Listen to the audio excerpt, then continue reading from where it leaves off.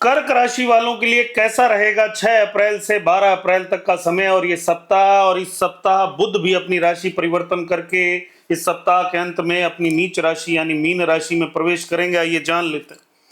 सबसे पहले बुध को ही समझ लेते हैं। बुध इस समय अष्टम भाव में राहु के साथ मौजूद हैं आपकी राशि के लिए, जो साफ दिखाते हैं कम्युनिकेशन में गैप बना हुआ है, ठीक से कम्युनिकेशन नहीं हो पा रहा। घर में कहीं ना कहीं किसी ना किसी महिला को, स्त्रियों को कुछ ना कुछ दिक्कतें बनी हुई, कोई ना कोई लीगल इश्यू हो सकता है इस समय आपको परेशान कर रहा हो, धन से जुड़ी हुई कोई समस्याएं आपको परेशान कर रही।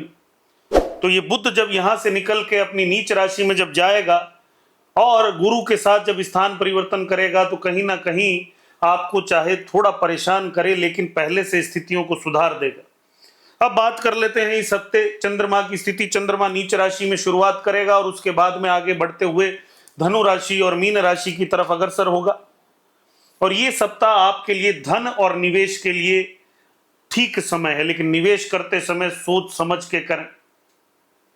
कहीं ना कहीं ये सप्ताह आपको कुछ ना कुछ ऐसा लाभ देता दिखेगा जो आपने सोचा नहीं था, लेकिन फिर भी सोच समझ के निर्णय लीजिए। निर्णय लेने के लिए सप्ताह अच्छा नहीं। चंद्रमा की स्थितियां और जन्म कुंडली की स्थितियां हेल्थ के मामले में दिखाती हैं घर में किसी महिला को समस्या बनी हुई है, आपको खुद को कम्युनिकेशन में दिक्कत हो सकती है, सोच विचार में दिक्कत हो सकती है। इस समय कहीं ना कहीं आप अंदर से डिस्टर्ब फील कर रहे हैं, परेशान है, कोई ना कोई नुकसान हुआ है। तो इन सब चीजों को छोड़ के अब आगे बढ़िए और थोड़ा धैर्य रखिए, शांति रखिए। रिलेशनशिप की जहां तक बात करें, रिलेशनशिप के मामलों में या कहीं ना कहीं मान सम्मान इस सप्ताह मिलता हुआ दिखता है।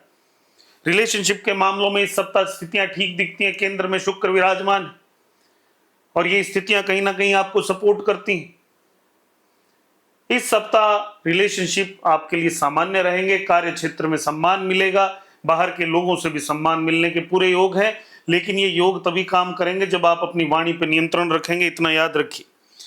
बिजनेस की जहां तक बात करें, शनि की स्थिति इस समय नवम भाव में सूर्य, मंगल और बाद में बुध और गुरु का स्थान परिवर्तन, तो ये भी आपके लिए कहीं ना कहीं समर्थन देगा।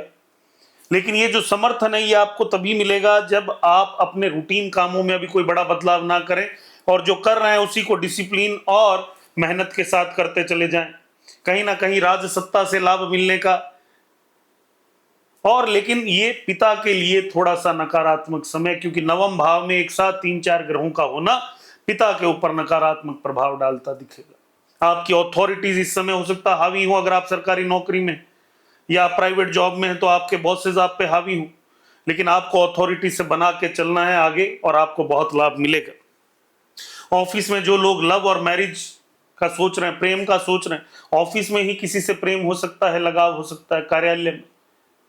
तो इस समय कार्य क्षेत्र में अगर इस तरह का कोई संबंध बनता दिखे तो थोड़ा सावधान। क्यों? क्योंकि संबंध बनना अच्छा है, प्रेम होना अच्छा है, लेकिन प्रेम होने के बाद मनुष्य अपनी सारी ही बातें इंसान खोल के रख देता है, सारी बातें बता देता है। तो ये जो सारी चीजें ये कभी कभी फिर बाद में उसे डिस्टर्ब कर सकती हैं। जहां तक मनी फाइनेंस की बात करूं तो ये सप्ताह निवेश के लिए सोच समझ के निवेश करने का समय ठीक है। अगर आप करते हैं तो थोड़ा सोच लीजिएगा, एडवाइस ले लीजिएगा, एक एक्सपर्ट एडवाइस ले लीजिएगा और उसके बाद करिएगा तो आपको अच्छे रिजल्ट मिल जाएंगे। इस सप्ताह जो भी महिलाएं गर्भवती हैं उन्हें भी थोड़ा ध्यान रखने की जरूरत कि उन्हें किसी तरह की स्वास्थ्य समस्याएं ना हो, उनके ऊपर कोई नकारात्मक असर ना आए।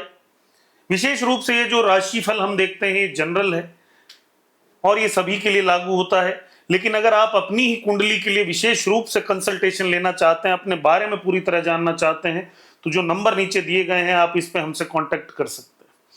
लास्ट में रेमेडी की बात कर लेते हैं और रेमेडी आपके लिए है कि हनुमान जी के मंदिर जाके आइए, सबसे बड़ी रेमेडी, या किसी भैरव मंदिर में जाके आइए अगर आप बहुत दिनों से नहीं गए हैं, और वहां पे जो बाहर लोग बैठे रहते हैं उन्हें कचौरी वगैरह खिला के आइए। काल भैरव मंदिर अगर आप जाके आए, या ऐसे भैरव मंदिर जहां पे शराब का भोग भगवान को लगाया जाता है, भैरव भगवान को, तो वो भी वहां चढ़ा के आइए। इस सप्ताह आपको किसी ना किसी स्त्री को कुछ ना कुछ भेंट देनी चाहिए और उसकी ब्लेसिंग, आशीर्वाद लेना चाहिए, आपके लिए अच्छा रहेगा। और लास्ट उपाय, अनावश्यक खर्चों से बचिए। धन्यवाद।